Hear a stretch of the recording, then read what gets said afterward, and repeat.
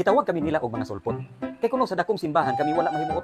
Ang aligasyon nila, sige daw mi pagdaot, ang giangkon nila nga Biblia, amo daw sabton nga magbuot-buot. Higala ko, ang ilang pasangil, dili jud na tinuod. Kaysa ka matuoran o kabubuton sa Dios kami nagsunod. Among pagtuo, subay jud sa iyang mga pulong o kasulatan. Sagdi lang o gamay ni, basta sa Dios kami mahimutan. Ang sulpot, kadtong wala magsunod sa kamatuoran. Kay ang sugo sa Dios, ilang gisupat, gibalit at gipasipadaan. Pagkabalaan sa adlaw ipapahulay, gibalhin sa Domingo.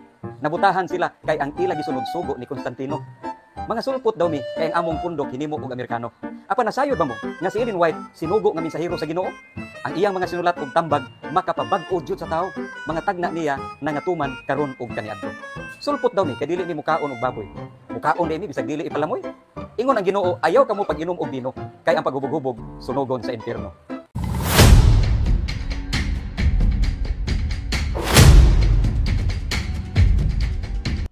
Ato kini nga tubagon ang atong higala aron dili siya makapadayon sa iyang pagpanglingla.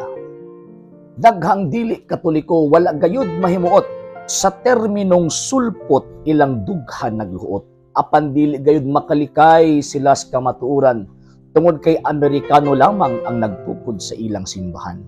Sakit man paminawon kining mga kamatuoran nga kanang inyong pundok nga inyong gipasakupan kaaway sa kang Kristong simbahan. Bisan pa og kamilyon nga mga kahigayunan, inyong angkunon ang tanan, apan dili kamo makalikay sa kamatuoran, nasulpot ra gyud ang inyong simbahan.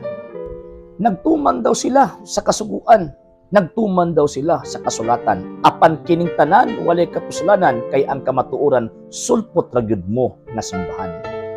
Pagsimba kang Kristo sa adlaw Domingo, kini nga buhat sa mga apostol nato nga dawat. Maayo kay nagsunod kamo sa inyong giingon nga adlaw nga igpapahulay. Apan imbento lamang kini ug nga wala mo kabantay. Tungod kay ang tinuod nga sabadista mga Israelita dili kay kanang pundok nga gitungkod nagmini nga propeta.